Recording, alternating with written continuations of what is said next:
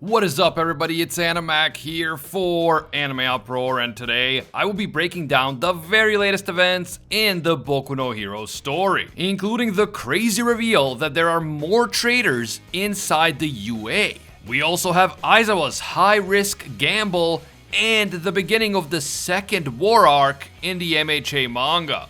This is another major watershed moment in the series, so let's get into it. You guys know the drill. If you enjoy our videos and you want to see more, please leave a quick like and comment. It only takes a second, but it helps a ton with the YouTube algorithm. And of course, if you haven't subscribed already, don't forget to subscribe and hit that notification bell to turn on all notifications. Actually, let me know down in the comments real quick, are you subscribed? How long have you been subscribed? And if you're not subscribed, how long have you been watching the channel and why didn't you subscribe yet? Finally, this video will of course contain Boku no Hero manga spoilers, so please proceed with caution, you have been warned. So in the previous chapter, we got that massive reveal that Toga now has the ability to use Sad Man's Parade, which in my opinion tilted the scales in favor of the villains for the upcoming final battle. Dead Man's Parade is already the quirk equivalent of a nuclear weapon, but with someone as disturbed and unpredictable as Toga in the driver's seat, Dead Man's Parade could become a major threat not just to the UA, but to all of Japan. And if that wasn't enough to show us that the villains have the advantage, this latest chapter reveals that there are more traitors already embedded inside the UA grounds. Aoyama and his parents were just the beginning. Now, if you guys have been following my videos for a while, then you already know that I've been predicting this exact revelation for a long time. I've been saying that with all those civilians now taking refuge inside the UA, there was always a high likelihood that some of them would be agents sent by All For One to pose as civilians in order to gain access to the UA. Then from inside the UA grounds, they can keep an eye on which heroes are going in and out of the school, and they can also keep an eye on the security system and security measures that have been put in place. Infiltrating the UA will undoubtedly be a challenge for the villains, especially with that new state-of-the-art security system. But with agents on the inside who could potentially open a metaphorical back door to let the villains in, the prospect of the villains infiltrating the UA becomes a lot more likely. And with everybody focusing on the fact that Aoyama was finally exposed as the UA traitor, most fans haven't been thinking all that much about other potential traitors. But in this latest chapter, we learned that there are at least two other traitors inside the UA at this point in time. One is a woman who wears a beanie, and the other is Mob from Mob Psycho 100. Mob tells this woman discreetly that they've received instructions from All For One. Their job is to try and stir up all the civilians within the UA shelter who still harbor animosity towards the heroes. The heroes know that Shigaraki will be ready to fight in less than a week, and they also know that they are extremely short-handed and overstretched. So far, they've been keeping these facts on the down low so as not to cause panic, but the traitors need to fan the flames by emphasizing these inconvenient truths to all the civilians inside the shelter who are willing to listen.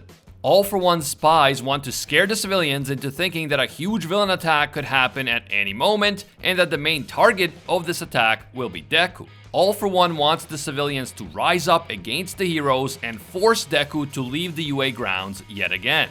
Once Deku is forced to leave, it will be much easier for All For One to get him and steal One For All.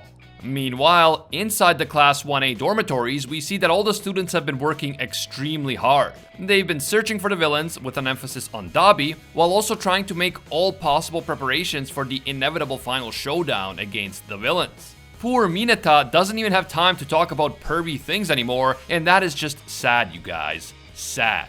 All Might, Tsukauchi, and Nezu then show up to reveal the top secret details of Aizawa's master plan for the second war against the villains. And the fact that they are referring to this as the second war tells me that this final battle is going to be just as epic and just as consequential as the Battle of Jakku. So strap yourselves in, everybody, because it's about to go down very soon. All Might stresses that only a small number of people are going to know about the plan, and unfortunately we, the manga readers, are not part of that small number, at least not yet. But we do know that the main players in the plan appear to be the Class 1A students, including Aoyama, Hawks, Genist, Endeavor, and Ragdoll, as well as Aizawa and Kurogiri. The fact that Kurogiri is shown at this point is very significant. We've always known that his true identity as Oboro Shirakumo meant that he would become relevant to the story once again. And of course, his quirk makes him an incredibly valuable asset for the heroes if they can somehow figure out a way to override his programming. I am very curious to see what Aizawa has planned for Kurogiri, especially since we know that Aizawa has such a personal connection to Oboro. What do you guys think the heroes are planning to do with Kurogiri? Will they be able to override his programming and turn him back into Oboro? Will they be able to use Warp Gate to their advantage? Will they try to use Kurogiri as bait to lure out some of the villains? Definitely share your thoughts down in the comments below. Now the next day, the heroes end up doing something that shocks everyone, including the traitors within the UA. They outright reveal to everyone publicly that Shigaraki will be able to fight again in about 4 days and that he may attack the UA at that time. They then also publicly announced that Deku and Class 1A are leaving the UA grounds, which is exactly what the villains wanted. We can't forget that the traitors were specifically instructed to scare the civilians at UA with the prospect of Shigaraki attacking at any moment. And then they were to use that fear to pressure Deku to leave the safety of the UA. But now the heroes have apparently done the traitors' work for them. They informed everyone about the imminent threat, and then they willingly took Deku and Class 1A outside of UA. The traitors can't believe their incredible luck, but of course we have to assume that this is all part of Aizawa's plan, and that things won't go as smoothly for the villains as they would like to think. We then see some emotional scenes of Class 1A students saying goodbye to their friends and family. Deku hugs his mom and says goodbye, Shoto bids farewell to his mother and siblings, Bakugo's hot mom nags him about something, Kota and Eri say goodbye to Deku, and so on. The students are moved some 30 kilometers away from UA into a fortified building called Prototype Stronghold Troy. This building was specifically designed to take a beating and to keep the people inside safe, and although they are not as safe as at the UA, it will get the job done. I just hope the students know they can't do any horsing around, you know, because the building's name is Troy. Yes, it was a great joke, and I'm sure my editor AxelBeats won't do anything to take away from the greatness of that joke. I don't really have to do anything to make that joke any worse than it already was. Honestly, it just hurt. And you could probably start calling me Achilles, because I don't think I'm ever gonna heal. By the way, shout out to my editor AxelBeats. A lot of you guys commented in the last video that you loved his little toga edit. So yeah, Axel, take a bow. Being into completely deranged yandere girls is definitely not a cry for help. Anyway, once the students are settled into the new facility, Deku sees Ochako standing outside on her own, so he decides to join her.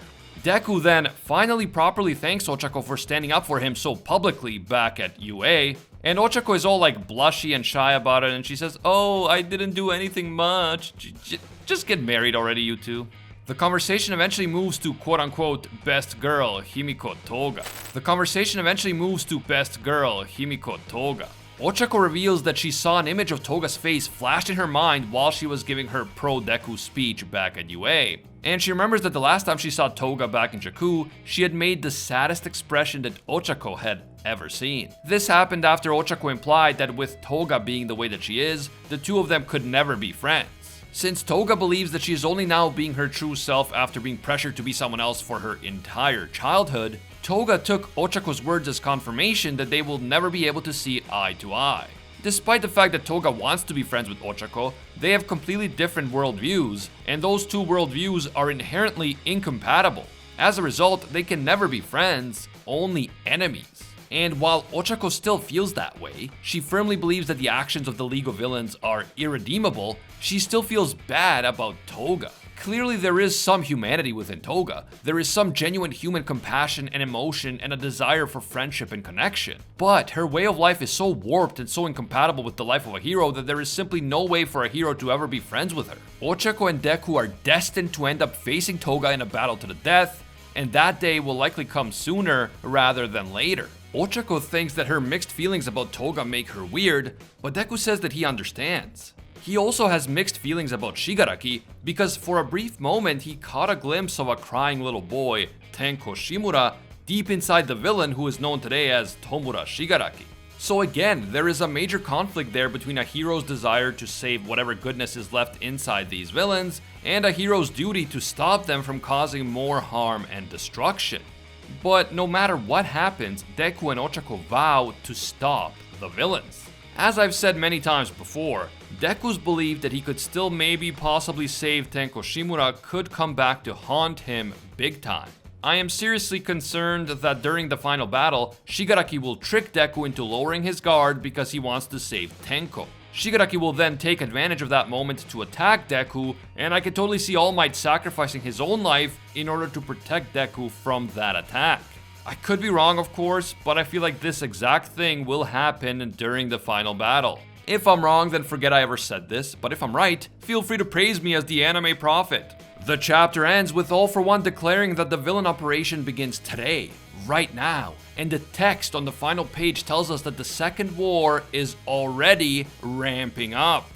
Whoa, all of this talk about a second war and second war arc is really emphasizing just how massive this next arc is going to be. The second war will likely decide the outcome of the entire story, major deaths may occur, and things will never be the same again. I am both scared and excited to see what happens next. On the one hand, I can't wait to see the final battle, but on the other, I am worried that we're gonna lose some major characters, and knowing Horikoshi, some of them could be waifus, and that is just not acceptable. Anyway, let me know what you guys think about this setup for the second war.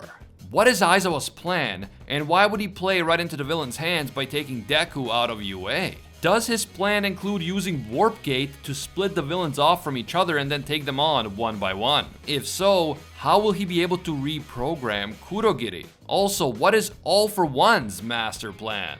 At the end of the chapter, he clearly appears to be setting up his own plans, so what is he about to do? How is he going to use those other traitors at UA?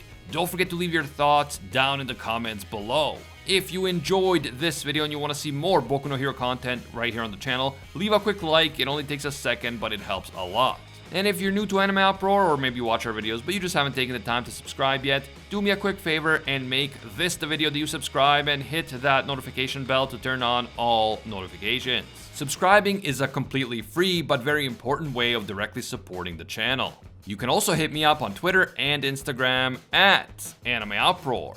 I want to give a quick thank you to all of our AnimeUproar patrons for making videos like this one possible. Special thank you to Alpha Sigma and Kyle Salisbury. These guys are absolute mad lads and disciples of Lord Twigo himself. And I can't forget all of our The One tier patrons, the ones who rise above all other clans, including Ingrata, Aljatal, Pate Hefa, the Red-Haired Fox, Hinokami and Water, the Toasted Chi, Corey McGowan, the Spike, Lonely Dakar, Dylan Isidore, Spidey Life Tanel, Tungsten Tarkus, Baked Buddhist, Jeremy Cummings, and Che Whitley. Finally, thank you also to our Pro Hero tier patrons, including the one and only Gilgamesh, Steelers, Angel Cruz, Very Gucci, Alicia Octor, Bonnie Parks, Joanne Garcia, Fatboy Games, Kaido Might Be a Duck, Jessica Rabbit, Jeremy Phillips, Ali Vania, Temple, King Matthew, and Demetrius Water. If you guys enjoy our videos and you feel that they provide value for you, consider supporting us on Patreon. Even a single $1 will give you access to our Patreon exclusive Discord, and your name will appear in our videos along with these amazing people. Oh, and if you don't have a Patreon account, becoming a YouTube channel member gives you the same perks. As always, thank you guys so much for watching, and until next time, see ya, Space Cowboys!